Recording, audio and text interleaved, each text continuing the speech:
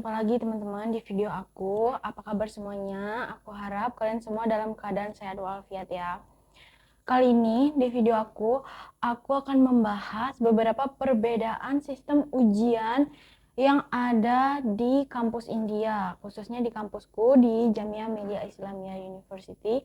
Dan aku akan memberitahu teman-teman tentang soal ujian dan juga jawaban ujian, dan aku bakal tunjukin lembar jawaban aku ini teman-teman ya, berapa nilai yang aku dapat di semester tahun lalu.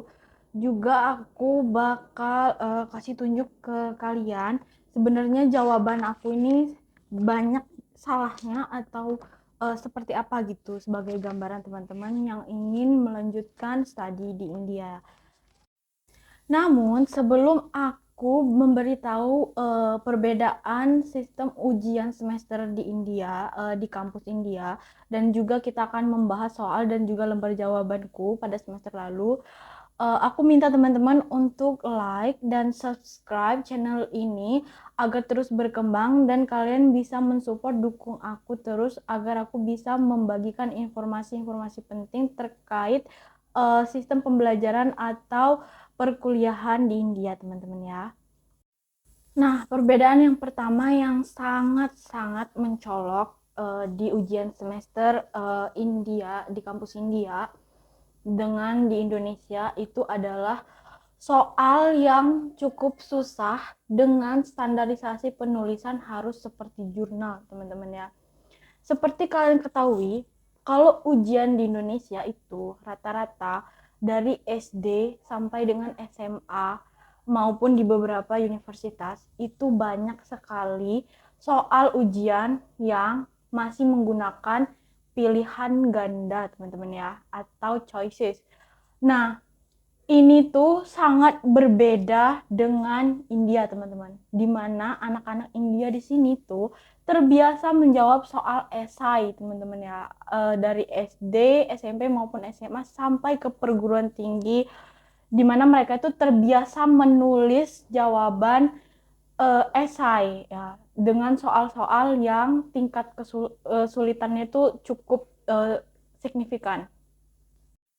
Nah, soal esai ya yang dosen atau guru-guru di India berikan itu memiliki standarisasi penulisan jurnal, teman-teman. Jika kalian tahu penulisan jurnal itu seperti apa, itu seperti kita tuh mendeskripsikan sesuatu itu dengan detail dan rinci. Nah, ini adalah salah satu tantangan tersulitku saat aku menghadapi ujian, teman-teman. Karena apa? Karena aku sejak SD, SMP, bahkan SMA, sampai perguruan tinggi, aku tuh lebih sering mendapatkan soal ujian itu pilihan ganda ketika aku berada di Indonesia, teman-teman.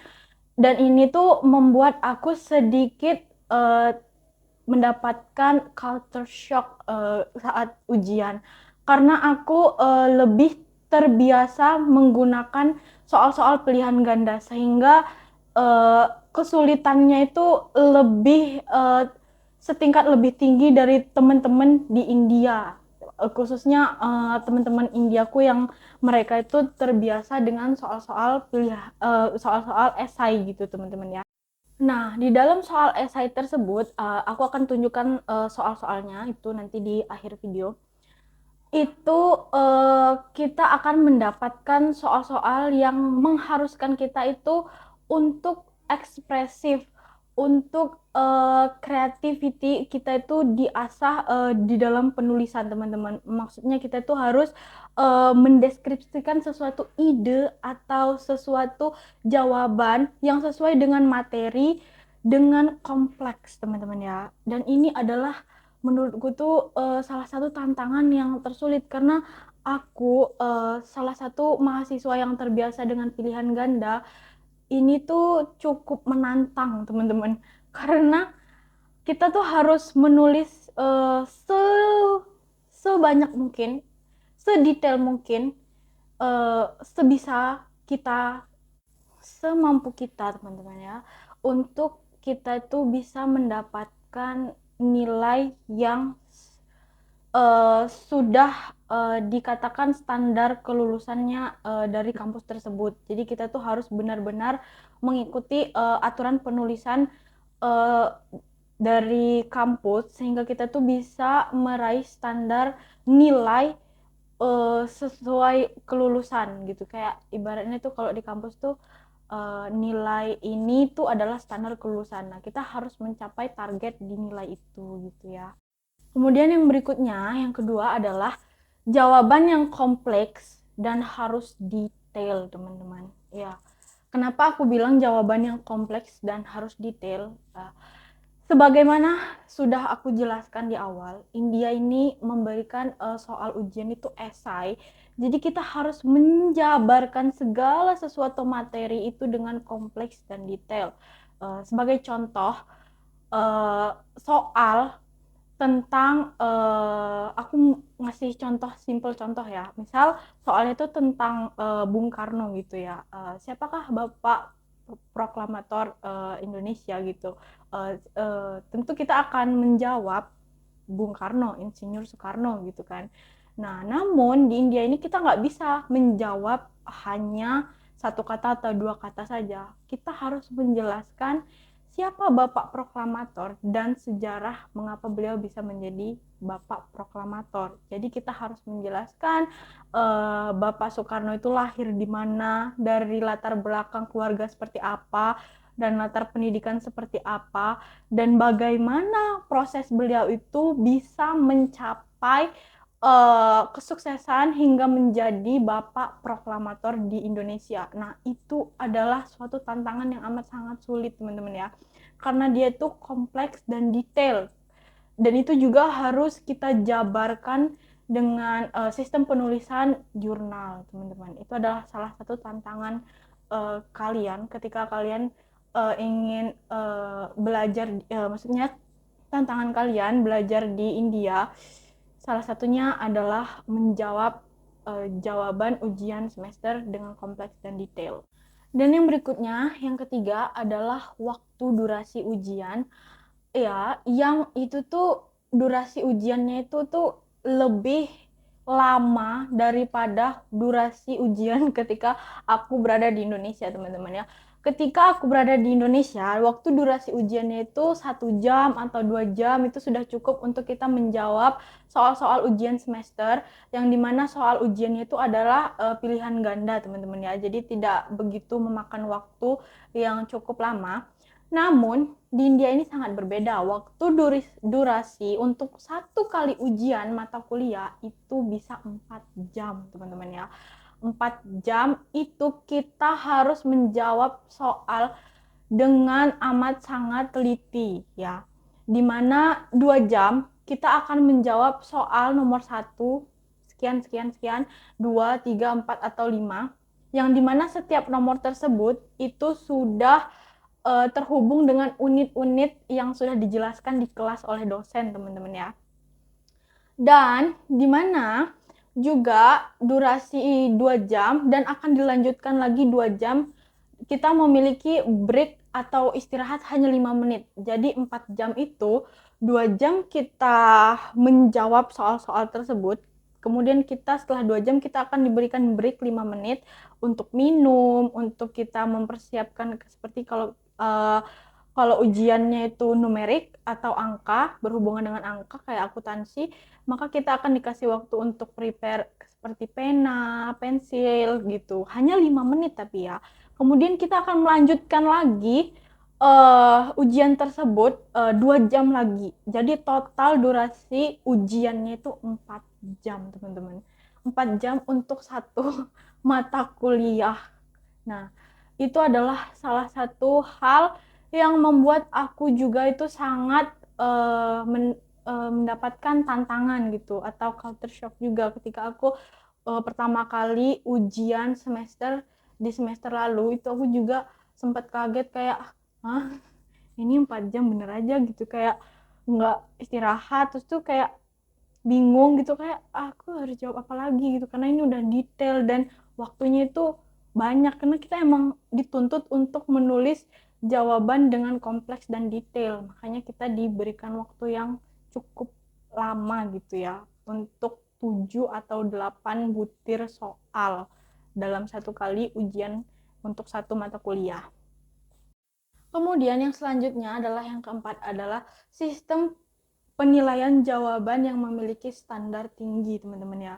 Dimana di semester lalu itu aku sempat beberapa mata kuliah itu nilaiku tuh tidak sebagus teman-teman Indiaku, teman-teman ya. Maksudnya itu nilaiku tuh lulus tapi tidak sebagus teman-teman India gitu.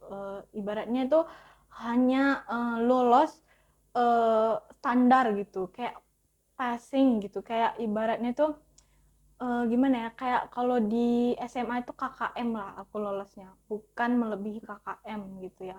Jadi ini tuh juga tantangan pertamaku kuliah di India itu, salah satunya itu teman-teman, karena standar penilaian atas jawaban ujian semester kita itu juga tinggi, dimana kalau kita itu nulisnya salah, terus itu urutan jawabannya itu salah, tidak sesuai dengan materi urutan yang telah dosen sampaikan, atau kurang detail, itu juga kita tuh dapat nilai itu tidak cukup melebihi teman-teman India ya. Teman-teman India kan sudah terbiasa menulis dengan detail, rinci, kemudian juga itu sudah tahu strategi apa yang harus mereka jawab gitu ya. Kalau aku tuh belum tahu, bahkan aku tuh juga mendapatkan itu tuh pertama kali gitu. Jadi sedikit membikin aku tuh agak sedikit stres gitu, karena itu adalah penekanan yang amat sangat sulit, maksudnya tantangan yang amat sangat sulit gitu, karena kita tuh harus mendapatkan nilai lebih, uh, namun sistem penilaiannya itu cukup tinggi gitu. Untuk mid semester saja itu kita harus mendapatkan max itu 15, teman-teman. 15 itu kalau di India itu 15, kalau mid ya itu, kalau di Indo itu 100 gitu, atau 90 dari total benarnya semua jawaban kita. Dan untuk ujian semester akhir atau UAS itu 75 max-nya. Nah, jadi itu tuh untuk meraih 75 atau untuk meraih 15 atau untuk meraih 60 saja atau meraih 10 saja di mid semester itu amat sangat sangat sangat sulit, teman-teman ya. Karena dosen itu bakal membaca jawaban kita, dan kalau jawaban kita itu tidak sesuai dengan apa yang diharapkan, tidak sesuai dengan materi atau tidak sedetail dan kompleks gitu, maka akan dapat dipastikan nilai kita tuh kurang cukup memuaskan gitu. Dan yang terakhir adalah tingkat kecurangan atau mencontek di kalangan mahasiswa di India, teman-teman ya. Banyak sekali teman-teman Indiaku yang mereka itu mencoba untuk mencontek atau melakukan kecurangan saat ujian, teman-teman ya. Dan ini tuh juga umum terjadi juga di Indonesia. Namun yang menjadikan aku tuh sedikit tertekan adalah mustahil untuk mencontek jika soal ujiannya itu esai, karena itu karena setiap anak itu memiliki cara penulisan atau cara jawaban yang berbeda-beda gitu, walaupun pada hakikatnya jawabannya itu tertuju pada satu kesimpulan. Namun ini tuh sedikit sulit gitu untuk mencontek atau melakukan kecurangan ya, walaupun beberapa teman-temanku di India itu, orang India itu, mereka itu juga melakukan kecurangan, teman-teman, karena mereka tidak mau yang namanya nilainya itu tidak mencapai standarisasi kelulusan. Nah, sebagai mahasiswa baru ya, aku yang dari Indonesia dan adalah mahasiswa asing gitu, aku sedikit memiliki rasa tidak berani untuk mencontek, teman-teman ya. Apalagi aku adalah satu-satunya mahasiswa Indonesia yang ada di kelas, dan dosen atau teman-temanku tentunya akan memiliki perhatian lebih terhadap aku gitu. Jadi kayak mereka tuh mikir wah ini orang Indonesia nyontek apa gimana gitu. Jadi aku nggak mau gitu, mereka tuh mikirnya kayak gitu. Jadi aku berusaha semaksimal mungkin agar aku tuh tidak melakukan kecurangan saat ujian gitu. Walaupun banyak teman-teman aku tuh melakukan kecurangan, seperti mereka itu mencatat gitu di kertas, atau mereka melakukan kecurangan dengan cara-cara yang bagaimanapun untuk mendapatkan nilai kelulusan, teman-teman ya. Nah, dari analisisku dari 5 perbedaan sistem semester ujian semester maksudnya di India dan Indonesia, itu tingkat kesulitannya itu lebih tinggi di India, teman-teman. Wajar sekali tingkat kesulitannya lebih tinggi karena India ini memiliki sistem education yang mereka itu serupa atau hampir sama dengan negara di Eropa. Khususnya mereka ini adalah negara yang sistem pendidikannya itu mengcopy atau mencaplok sistem pendidikan yang ada di United Kingdom, karena India adalah negara bekas jajahan Inggris, sehingga mereka itu mengikuti sistem pendidikan sama seperti yang ada di United Kingdom, teman-teman ya. Dan juga sistem pendidikan di India ini memiliki beberapa sisi, teman-teman ya. Ada sisi negatif dan ada sisi positif. Di mana sisi positifnya, siswa itu dituntut untuk independen, untuk mampu mengasah diri dengan kreativitas, inovatif, dan juga untuk ekspresif ketika mereka itu ingin menjawab soal-soal ujian gitu, teman-teman ya. Namun di sisi negatifnya adalah siswa itu sangat tertekan, teman-teman ya, dan mereka itu sedikit kesulitan, khususnya walaupun orang Indianya pun sendiri ya, teman-teman ya, bayangkan saja orang Indianya pun sendiri itu mereka mengakui bahwasannya walaupun mereka itu sudah dari kecil gitu, dari SD, SMP, SMA, mereka itu sudah terbiasa gitu menjawab soal esai-esai yang sulit, mereka pun masih juga kesulitan gitu ya di perguruan tinggi sebagai mahasiswa menjawab soal-soal ketika ujian semester. Nah, itulah juga yang aku alami gitu sebagai mahasiswa asing. Tentunya untuk pertama kalinya mendapatkan tingkat kesulitan dalam ujian itu juga membuat aku tuh sedikit mengalami tekanan gitu, teman-teman ya. Dan tidak ayal beberapa mahasiswa India di beberapa state atau di beberapa tempat, khusus di beberapa tempat, di beberapa kampus itu mereka itu melakukan yang namanya itu bunuh diri, teman-teman, karena mereka tidak sanggup menghadapi namanya itu tekanan dari keluarga, kemudian tekanan dari teman-teman, tekanan dari dosen-dosen ketika mereka itu tidak mampu mencapai kelulusan nilai, atau tidak mampu mencapai standarisasi nilai kelulusan, teman-teman ya. Banyak sekali itu, teman-teman ya. Tidak sedikit mereka itu yang melakukan bunuh diri karena mereka merasa depresi, stres, dan tertekan terhadap lingkungan. Apalagi kalian ketahui India adalah negara dengan kesenjangan sosial yang amat sangat tinggi, baik itu dari segi agama, dari segi budaya, dan juga dari segi ibaratnya kehidupan sosial gitu. Dan ini tuh juga itu membuat pemerintah India itu prihatin gitu ya sebenarnya dalam keadaan ini, dan mereka juga sebenarnya tidak bisa merubah gitu sistem ini, karena sistem ini juga ada sisi positifnya gitu yang menghasilkan orang-orang hebat di India gitu, yang contohnya CEO Google Sundar Pichai itu juga adalah salah satu orang India yang dimana itu berhasil meraih kesuksesan, teman-teman ya. Nah, akibat dari sistem pendidikan yang seperti itu memiliki dua sisi ya, sisi negatif dan sisi positifnya. Sisi positifnya, India ini memiliki banyak sekali sumber daya manusia yang mereka itu bisa dibilang lebih sedikit satu tingkat lebih baik dari Indonesia, khususnya di bidang IT dan di bidang kedokteran, teman-teman ya. Dan banyak sekali pasien-pasien dari Indonesia itu yang datang ke India hanya untuk melakukan berobat atau treatment medical di India teman-teman ya, karena tenaga medisnya yang setingkat lebih baik daripada di Indonesia.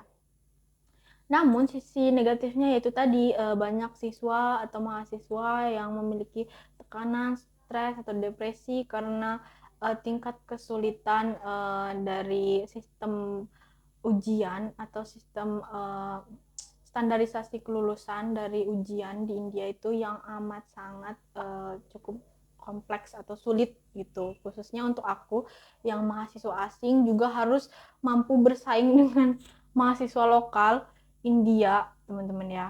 Itu juga tantangan yang amat sangat cukup sulit. Nah, dari beberapa penjabaran perbedaan ujian semester di India itu teman-teman ya, menurut kalian sebenarnya itu bagaimana sistem ujian di Indo dan di India itu mana yang jauh lebih baik teman-teman ya? Apakah menurut kalian sistem ujian di India ini tidak jauh lebih baik atau Indonesia itu jauh lebih baik? Silakan berikan opini kalian atau pendapat kalian itu di kolom komentar teman-teman ya. Jika sistem pendidikan Indonesia itu jauh lebih baik atau ibaratnya itu banyak mahasiswa Indonesia itu yang cukup merasakan bahagia, tidak tertekan gitu ya. Uh, Silakan kalian berikan kolom komentarnya di bawah, atau kalian memiliki opini lain tentang sistem ujian atau sistem ujian semester yang ada di India itu. Oke teman-teman, aku tunggu pendapat kalian atau opini kalian tentang dua sistem pendidikan yaitu Indonesia dan India di kolom komentar, dan kita akan diskusi bareng-bareng terkait perbedaan yang amat sangat signifikan ini ya.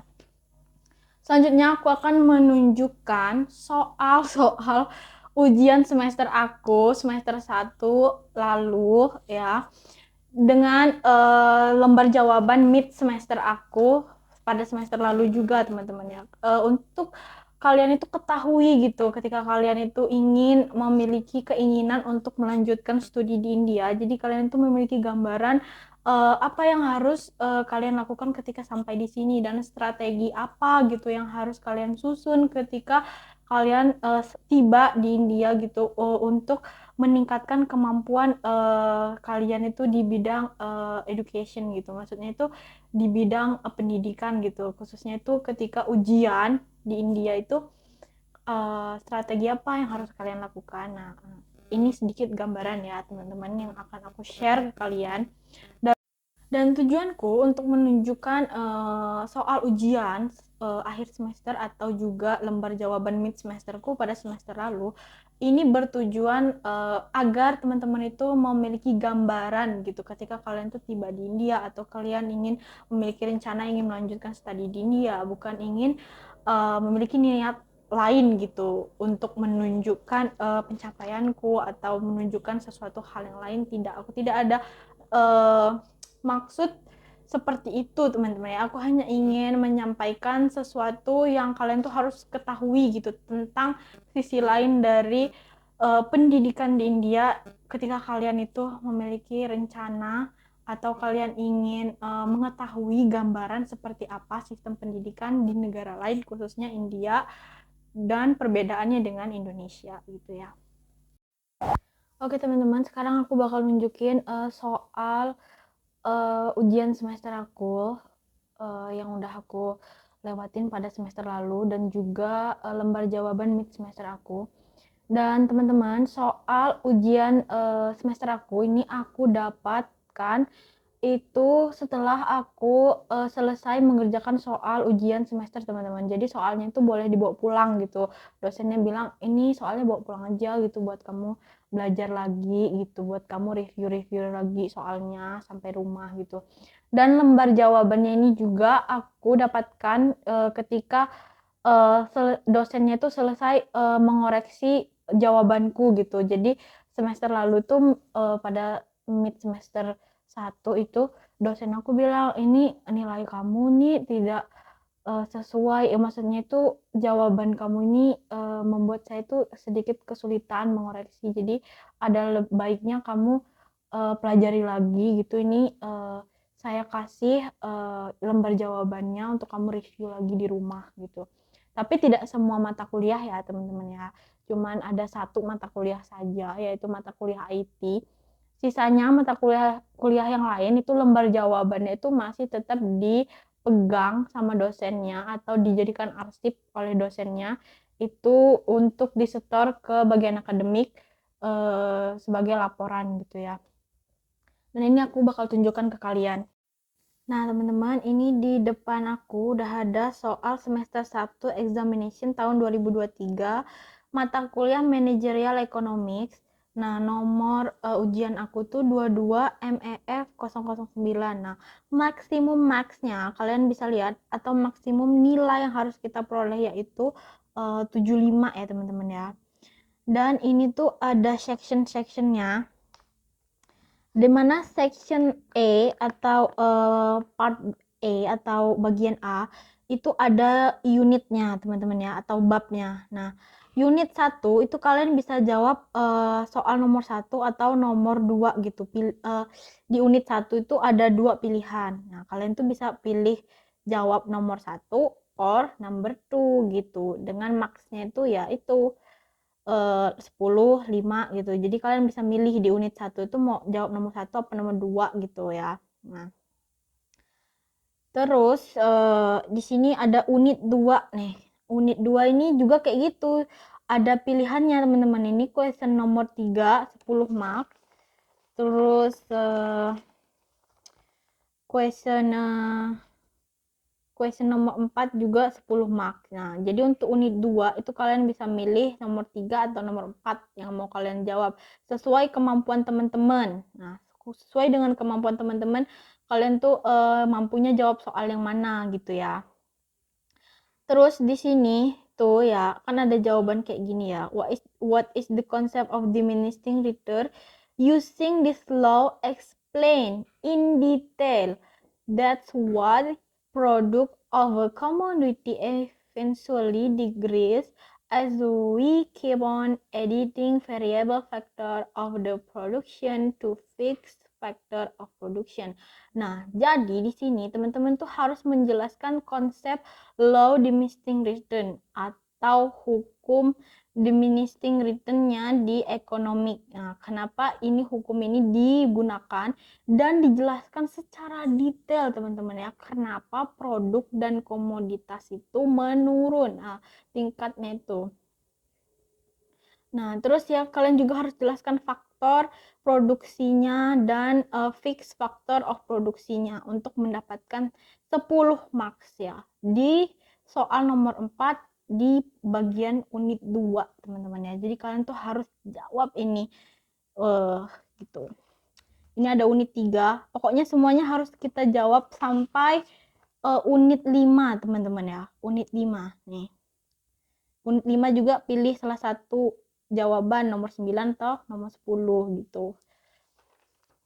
Terus ada juga ini bagian case study. Nah, kan tadi section A, ini section B, case study. Nah, kita baca dulu ini semua paragraf atau cerita lah, news gitu ya di sini. Kita baca dulu, kita pahami dulu, kita mengerti dulu.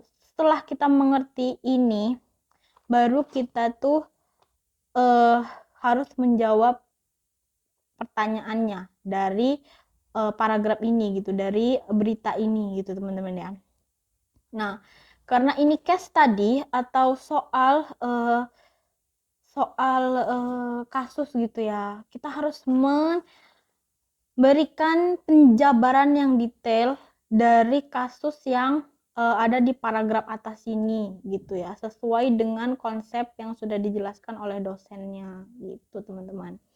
Nah, ini dari soal ujian ya, soal ujian aku pada semester 1 gitu ya teman-teman. Ini soal ujian akhir semester atau UAS gitu. Nah, aku bakal tunjukin kalian soal mid semester pada semester 1. Nah, ini soal ujian aku mid semester teman-teman ya. Kalian tuh harus menjelaskan ini juga ya, mid semester ini kan maksnya itu 15. Nah, jadi kalian tuh harus jawab soal 1, soal 2 atau soal 3 gitu. Pokoknya 3 soal aja yang bener-bener kalian itu sudah tahu jawabannya untuk bisa dapat max atau nilainya tuh 15 gitu, teman-teman ya. Kalau bisa kalian tuh jawab nomor 1, nomor 2 atau nomor 3, atau kalian mau jawab nomor 2, nomor 3, nomor 4, atau kalian tuh mau jawab nomor 3, nomor 4, nomor 1 gitu, nggak apa-apa. Yang penting tuh sudah mencapai 15 max gitu ya. Nah, ini juga jawabannya tidak ada unit-unit, dosennya itu cuman ngejelasin bagian unit 1 dan unit 2 saja ketika di mid semester. Unit itu apa? Unit itu kayak bab gitu ya. Kalau di Indonesia itu bab 1, bab 2 gitu. Tapi kalau orang India bilangnya unit gitu. Selanjutnya teman-teman, ini adalah lembar jawaban mid semester aku, teman-teman ya. Mid semester aku pada semester 1 tanggal 31 bulan 10 tahun 2022. Nah, mata kuliah informasi teknologi manajemen. Nah, aku tuh dapat nilai 5, teman-teman. Ingat ya, maksnya itu berapa tadi? 15. Ya, maksnya itu 15 dan aku cuma dapat nilai 5. Nah, ini jawaban aku ya, jawaban aku di jawaban nomor 3 nih. Kalian bisa lihat aku jawab nih. Data, information, knowledge, aku udah jelasin sedemikian rupa seperti ini. Tapi aku tetap dapatnya 5. Bahkan dosennya itu ngasih catatan gini nih, teman-teman. You have misunderstood the question. Please review the slide and e-book about the data, information, and knowledge. Nah, dia bilang gitu. Padahal aku udah jelasin panjang lebar nih. Udah banyak, udah full nih malahan. Tapi tetap aja salah. Karena menurut dia itu nggak sesuai dengan standar pertanyaan yang dia mau gitu. Jawab per standar jawaban yang dia mau gitu maksudnya. Nah, terus ini juga aku udah jelaskan old system education, new system education, tapi tetap aja sama dia itu nggak bener. Nah, sama dia itu kata dia gini nih. Many of these are available today. Nah, many of these are available today. Maksud dia itu semuanya itu ya sudah terjadi di situasi sekarang ini. Jadi old system education dan new system education yang aku jelasin di sini itu tuh bukan salah. Maksudnya itu sudah terjadi pada hari ini gitu. Dia maunya tuh improve yang lebih baru lagi gitu. Aku udah jawab sebanyak ini, tetap aja aku dapat maksnya tuh cuma 5 gitu ya. Nih, bahkan udah aku rinci di sini tetap aja aku dapatnya itu nggak sesuai maksudnya itu nggak mencapai maksimumnya gitu. Nah, ini juga mata kuliah yang sama, aku tuh karena aku dapatnya 5 ya, yang di sini kan aku dapat 5 tuh. Nah, aku tuh disuruh retest atau ujian lagi gitu. Nah, sama dosennya ya, ini kan mata kuliahnya sama tuh. Nah, sama dosennya di ujian lagi, dan di sini tuh tanggal 28 November 2022 aku tuh dapatnya tuh max-nya 7. Ingat ya, dari 15 maksimal nilai atau 100, nilai 100 itu di Indo, tapi kalau di India, ingat kalau di India itu max-nya itu 15, bukan 100 ya. Nah, aku udah jelasin sedetail mungkin.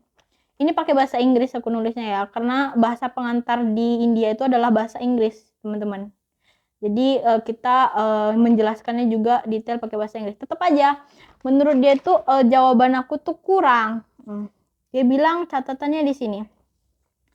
You need apa nih catatannya? Aku agak kurang baca. Because the activities should discuss digital marketing, social media, and etc. Nah, jadi aku tuh kurang detail ngejelasinnya. Jadi harus ngejelasin tentang marketing activities, discuss digital marketing. Banyak kali itu jawabannya, teman-teman ya. Jadi harus dijelaskan sedetail, udah aku kasih contoh pun. Nah, udah aku kasih gambaran, diagram, tetap aja aku tuh kurang komplit katanya. Kurang komplit. Jadi harus baca terus katanya. Gitu. Nah, kalau orang India, temen aku India, ini kertas lembar jawaban ini, teman-teman ya, itu bisa dihabiskannya sampai full, sampai belakang sini nih. sampai belakang sini. Kadang temen aku orang India tuh mereka tuh nambah lembar jawaban, teman-teman, nambah lembar karena nggak cukup katanya gitu, lembar jawaban segini lebarnya itu nggak cukup, jadi mereka mau nambah lembar jawaban. Tapi kalau aku sih, menurutku ini udah semaksimal mungkin aku tulis gitu ya, udah semaksimal mungkin aku tulis gitu. Karena seperti kalian ketahui, sudah aku jelaskan juga, aku tuh terbiasa dengan soal pilihan ganda pada saat di Indonesia gitu, bukan esai. Nah, itu adalah salah satu problemnya. Oke teman-teman, jadi gitu aja cerita aku hari ini. Maksudnya sharing aku hari ini tentang sistem ujian akhir semester di kampus India, khususnya di kampusku. Dan juga aku sudah memberikan sedikit pengalamanku terkait lembar jawaban ujian dan juga terkait soal-soal ujian gitu ya. Dan juga tuh aku sudah sharing pendapatku tentang sistem pendidikan di Indo dan juga sistem pendidikan di India.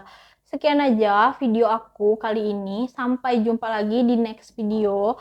Aku harap kalian bisa mendukung terus channel aku ini dengan subscribe, like, dan share ke banyak-banyak teman-teman yang lain ya. Aku akhiri. Wabillahi taufik wal hidayah. Wassalamualaikum warahmatullahi wabarakatuh. Terima kasih sudah menonton video aku. Bye-bye.